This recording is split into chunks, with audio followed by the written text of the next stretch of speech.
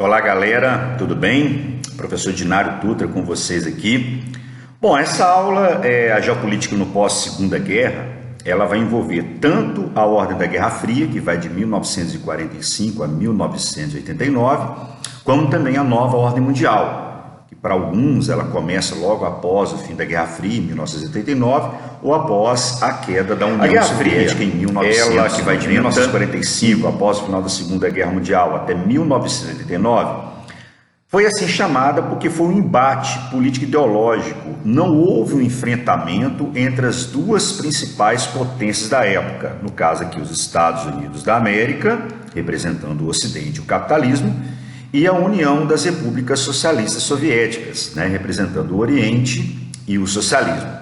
Importante deixar bem claro que eles não entraram em confronto direto, mas financiaram vários conflitos pelo mundo afora para poder defender os seus interesses, os interesses do capitalismo ou os interesses do socialismo. Então o mundo era um verdadeiro tabuleiro, onde se decidia ali qual o sistema político ideológico a ser adotado. É importante deixar bem claro que existiram países que não se alinharam nem à União Soviética e nem aos Estados Unidos, apesar de ou adotar o socialismo ou adotar o capitalismo. Vamos pegar alguns exemplos.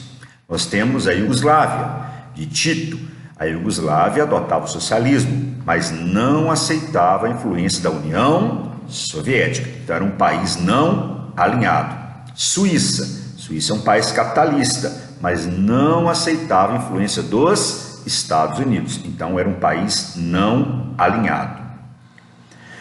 A União das Repúblicas Socialistas Soviéticas, como nós podemos observar aqui neste mapa, era um país formado por 15 países. Aqui nós temos as chamadas repúblicas bálticas, Estônia, Letônia e Lituânia. Nós temos aqui Belarus, Moldávia, Ucrânia. Nós temos aqui as chamadas repúblicas caucasianas, Geórgia, Armênia e Azerbaijão. São chamadas de caucasianas por causa da grande cadeia de montanhas chamada Cáucaso. E aqui chamada de repúblicas bálticas por causa do Mar Báltico. E aqui nós temos as chamadas repúblicas da Ásia Central. A Ásia Central aqui, olha só, vamos demarcar para vocês. Quais são esses países da Ásia Central? Os países da Ásia Central que nós temos aqui são eles, olha, Cazaquistão, Uzbequistão, Quirguistão, Tadiquistão e Turcomenistão. Estão significa terra do povo, então terra do povo cazaque. E lembrar que o principal país da União Soviética era a Rússia. Lembrar que a Rússia, ela que iniciou o socialismo em 1917 através da Revolução Russa, liderada por Lenin, a chamada Revolução Bolchevique. Lembrar que esse socialismo que foi implantado foi chamado de socialismo real, que não foi aquele idealizado por Karl Marx.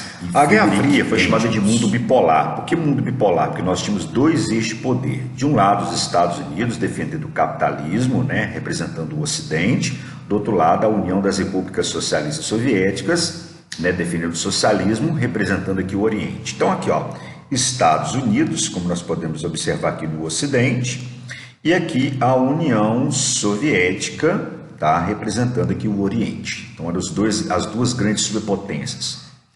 Regionalização mundial. Então a regionalização do mundo era de acordo com o sistema político ideológico. Então o mundo foi dividido em primeiro mundo, segundo mundo e terceiro mundo. O primeiro mundo são chamados capitalistas desenvolvidos, e o segundo mundo, os chamados socialistas, e o terceiro mundo, os capitalistas subdesenvolvidos. Bom, então nós podemos observar que foi uma regionalização feita pelos Estados Unidos, já que ele colocou no primeiro mundo os capitalistas desenvolvidos,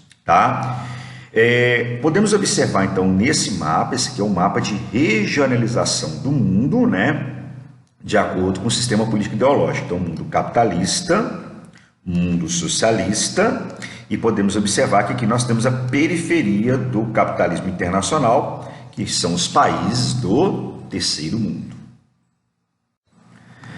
Potência nessa época era um país forte no campo militar, Então por isso que Estados Unidos Estados Unidos e União Soviética eram chamadas de superpotências. Por quê? Porque possuíam o maior poderio militar. Isso acabou dando origem à chamada corrida armamentista, que era a produção de armas, não somente em quantidade, mas também com alto poder de destruição. Então essa corrida armamentista não era apenas produzir armas, mas também que produzisse armas que tivessem grande poder de destruição. No caso, o armamento nuclear. Lembrar que o maior arsenal nuclear estava localizado ou nos Estados Unidos ou na União Soviética. O poder de destruição das armas era tão grande, mas tão grande, que as duas superpotências elas tinham medo de se enfrentar. Nós estamos vendo aqui Nikita Khrushchev e aqui o John Kennedy, né, com o dedinho aqui, ó, tá certo? Pronto para apertar o botão do seu arsenal nuclear, tá certo? Mas observem muito bem que eles tinham medo, isso aqui é um equilíbrio do terror, né? Olha só, por quê? Porque eles tinham medo que a destruição do seu inimigo poderia ser a sua própria destruição. Isso foi chamado de equilíbrio do terror. Podemos observar nessa imagem, né? Arsenais nucleares, mas eles lutando com armas convencionais. Você vê que ele com armas, né? Com bombas, mas lutando com armas convencionais, tá certo? Observe que esse embate ocorrendo aqui em Berlim, né? Tá certo? A capital da Alemanha, que ficou do lado soviético, né? Da divisão da Alemanha, tá? E essa divisão, ela tá de Berlim, ficou em Berlim Ocidental e Berlim Oriental. Nós vamos comentar um pouquinho mais à frente.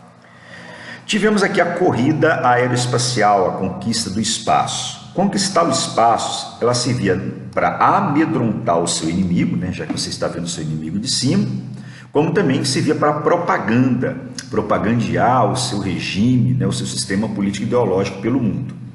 Quem saiu na frente? União Soviética, em 1957, outubro de 1957, com o lançamento do primeiro satélite artificial, Sputnik, depois o primeiro ser vivo, a cachorra Laika.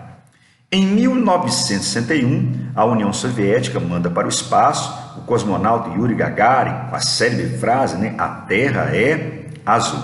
E 12 anos depois que a União Soviética começou a conquistar o espaço, os Estados Unidos conseguem pousar uma nave em solo lunar, né? E o Neil Armstrong, né, utiliza a célebre frase, né, um pequeno passo para o homem, mas um grande salto para a humanidade. Mas a União Soviética, já no seu período de decadência, lança a Estação Espacial Mir. Vai lembrar que nesse momento a União Soviética já estava em decadência. Mikhail Gorbachev tinha assumido o poder na União Soviética em 1985, promovendo grandes transformações, grandes mudanças, né, reformas, tanto políticas quanto econômica. A política glasnost e econômica a perestroika. A Conferência de Alta, que ocorre em fevereiro de 1945, ela promoveu, né, os termos de rendição da Alemanha com uma delimitação das fronteiras da União Soviética. Lembrar que a União Soviética agora estava avançando em direção à Europa Oriental, expandindo o domínio socialista na Europa Oriental. Né? Nós temos aqui Polônia, a própria Alemanha Oriental, né? Tchecoslováquia, que não existe mais, agora é República Tcheca e Eslováquia, Hungria, Romênia, Bulgária, Albânia. Lembrar que a Iugoslávia adotou o socialismo, porém era um país não alinhado à União Soviética. A Conferência de Potsdam, que ocorre logo após a Conferência de Alta, vai tratar da divisão da Alemanha em 4 setores. O setor soviético, né? Tem aqui o setor soviético, que vai englobar a capital Berlim, o setor do Reino Unido, britânico, francês e americano. Por diferenças políticas e ideológicas, acabou dando origem às duas Alemanhas, né? Deu origem às duas Alemanhas. A Alemanha Oriental, chamada de República Democrática da Alemanha, e a República Federativa da Alemanha, que é a Alemanha Ocidental Capitalista.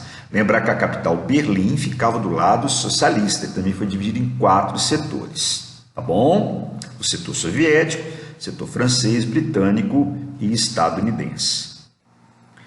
O Muro de Berlim ele foi construído em 1961 e foi para poder conter a fuga de socialistas para o lado capitalista. Então, quem construiu esse muro foi a União Soviética, tá certo? Inicialmente esse muro foi construído, a primeira parte dele à noite, com arame farpado, com parte pré-moldada, para poder conter essa fuga inicial de cidadãos socialistas para o lado capitalista. Aqui nós estamos vendo o portão de Brandenburgo, né, construído no século XVIII, tá legal, que ficou do lado oriental, apesar da posição da imagem, mas ele está do lado oriental. E aqui nós temos a queda do Muro de Berlim, aqui o mesmo portão de Brandenburgo, não é isso? Tá legal? Aqui uma imagem mostrando a queda do Muro de Berlim, tá? Que demonstra o enfraquecimento da União Soviética. Por isso que ele retrata o fim da Guerra Fria, porque a União Soviética não conseguiu manter sob seu domínio aquilo que ela criou. Aqui nós temos mais uma imagem, né, demonstrando para nós a divisão da Alemanha, e aqui a divisão através do Muro de Berlim, na cidade de Berlim. A cortina de ferro foi um termo criado pelo ex-primeiro-ministro Winston Churchill, tá? Essa cortina de ferro foi um termo utilizado por ele para dividir, para separar a parte capitalista, tá, da parte socialista. Tá? Esse termo foi criado por Winston Churchill, o ex-primeiro-ministro britânico. O Plano Marshall foi um plano de ajuda econômica criado pelo ex-secretário de Estado dos Estados Unidos, Marshall, que era secretário do governo de Truman, em 1947. E foi um plano de ajuda econômica para toda a Europa. Então, ele não era apenas para a Europa Ocidental, ele era para toda a Europa. Qual que era a ideia? Os países socialistas, se pegassem dinheiro, virariam capitalistas, e os capitalistas que pegassem o dinheiro continuariam sendo capitalistas. E também foi uma maneira, né, dos Estados Unidos administrar de perto a recuperação da Europa. Lembrar que quando terminou a Primeira Guerra Mundial, a Europa se recuperou economicamente, industrialmente, sem depender dos Estados Unidos, aumentou a sua produção industrial, que acabou dando origem à crise de 1929. Agora não, a Europa vai se recuperar, mas vai se recuperar com o dinheiro dos Estados Unidos. O Plano Colombo tem a mesma linha do Plano Marshall, ele foi em 1951 e foi para a Ásia. Se lá no Plano Marshall o país que mais pegou dinheiro foi o Reino Unido, aqui vai ser o Japão. Tá? Lembrar que o socialismo estava começando a ganhar força dentro da Ásia. Né? A China em 1949, a divisão da Península Coreana, a divisão da Península da Indochina, no caso o Vietnã, a própria Índia que ganha independência em 47, mas adota um modelo de industrialização baseado no modelo soviético. Então, era uma maneira de fortalecer o capitalismo dentro do continente asiático. O Comecon foi uma resposta, né, da União Soviética ao Plano Marshall, o chamado Conselho Econômico de Ajuda Mútua, criado então pela União Soviética, para ajudar os países socialistas. Inicialmente, principalmente os países da Europa Oriental, mas depois ele acabou indo em direção à América, no caso Cuba, né, ao continente asiático, mas inicialmente para ajudar principalmente os países da Europa Oriental. A OTAN é uma organização supranacional militar, foi criada pelos Estados Unidos para combater qualquer ameaça socialista nos países membros da OTAN. Aqui nós temos a bandeira da OTAN e aqui as bandeiras, né, dos países membros. Deixar bem claro para vocês que na época da Guerra Fria, a liderança da OTAN era feita principalmente pelos Estados Unidos da América. Bom, observe que aqui tem uma reticências, que mesmo após o fim da Guerra Fria, a OTAN ainda existe. Né? A OTAN ainda existe. Ok, pessoal? O Pacto de Varsóvia foi uma resposta da União Soviética à OTAN. Uma coisa que chama atenção é que o Pacto de Varsóvia vai chegar ao fim em 1991, com o fim da União Soviética, tá certo? E o que mais chama atenção é que, ao contrário, a OTAN nunca precisou colocar suas tropas em ação. Já o Pacto de Varsóvia precisou colocar suas tropas em ação na época da Guerra Fria, como aqui, por exemplo, para conter a chamada Primavera de Praga na antiga Tchecoslováquia. A União Soviética chega ao fim em 1991. A União Soviética foi criada em 1922, formada por 15 países, né? 15 repúblicas, tá certo? E chega ao fim em 1991. Bom, para alguns é nesse momento que a Guerra Fria chega ao fim. Por quê? Porque acabou a grande ameaça que existia. Apesar do Muro de Berlim ter caído em 89, mostrado o enfraquecimento da União Soviética, mas a União Soviética ainda existia. E quem que pôs fim à União Soviética? Foi Mikhail Gorbachev, que governou a União Soviética de 85 a 91. Gorbachev já demonstrava que a União Soviética estava insustentável após ele criar essas duas reformas, né? A perestroika, que significa reestruturação, uma reforma econômica que permitiu a entrada de capital estrangeiro, privatizações, e a glasnost, que em russo significa transparência. Foi uma reforma política, acabando com o monopartidarismo, acabando com a censura, ou seja, democratizando a política soviética. Bom, quando chega em 91, ocorre a implantação da Comunidade dos Estados Independentes, que foi uma organização política criada por Gorbachev para que a Rússia continuasse tendo influência política sobre as ex-repúblicas soviéticas. Mas é importante deixar bem claro que, inicialmente, as repúblicas bálticas, Estônia, Letônia e Lituânia, não aceitaram fazer parte. A Geórgia saiu em 2008 porque a Rússia apoiou separatistas, né, da chamada Ossétia do Sul, é uma província da Geórgia que queria separar-se para anexar-se a Ossétia do Norte, que pertence à Rússia. E a Ucrânia saiu em 2014 após a Rússia apoiar separatistas aqui da porção oriental da Ucrânia, a grande maioria que é de ligação com a Rússia, e anexar a Crimeia, essa península aqui, ó, ao território russo. Aqui nós temos, né, um dos motivos, né, do fim da União Soviética, que a União Soviética, como qualquer país socialista, fazia grande investimento em indústria de base, bélica, aeroespacial, ou seja, produzia mísseis. Aqui você vê ao fundo o Kremlin, né, a praça do Kremlin, do governo na época soviética, agora da Rússia, mas não conseguia produzir o quê? Alimentos. Então havia falta de bens de consumo, principalmente alimentos. E aqui nós temos o símbolo, né, do capitalismo, da perestroika, da queda do socialismo, foi a introdução de uma lanchonete, não um McDonald's. Aqui você vê uma fila, né? Fila era que se formava antigamente para poder visitar o mausoléu do Lenin, onde está a múmia do Lenin, e agora essa fila faz para poder consumir um produto capitalista. A nova ordem mundial começa em 1991. Essa ordem é chamada inicialmente de unipolar, porque acreditava-se que os Estados Unidos seria a potência hegemônica, mas também foi chamada de ordem multipolar, porque surgiram dois grandes eixos de poder, a União Europeia e o Japão. É importante deixar bem claro que a China inicialmente era considerada uma área indefinida, tá certo? Tanto a China, quanto a Rússia, quanto o Oriente Médio. Só que hoje a China sai, tá certo, da sua situação de coadjuvante e é protagonista na economia mundial.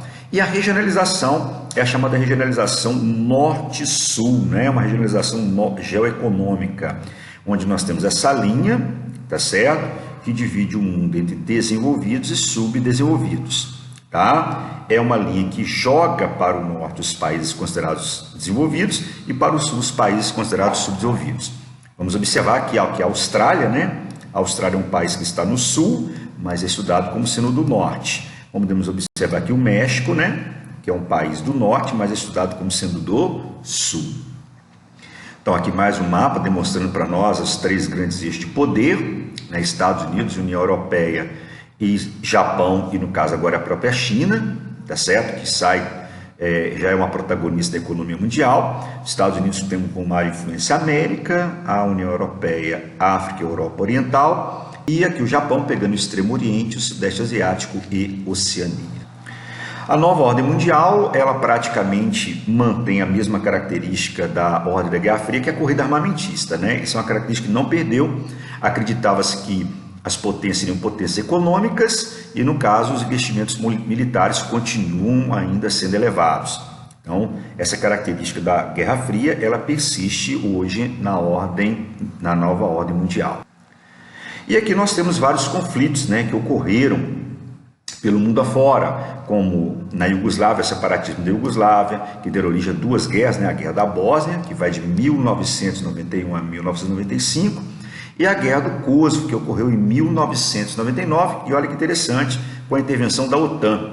A OTAN, 10 anos após a queda do Muro de Berlim, utilizando as suas tropas, e não era para poder conter nenhuma ameaça socialista.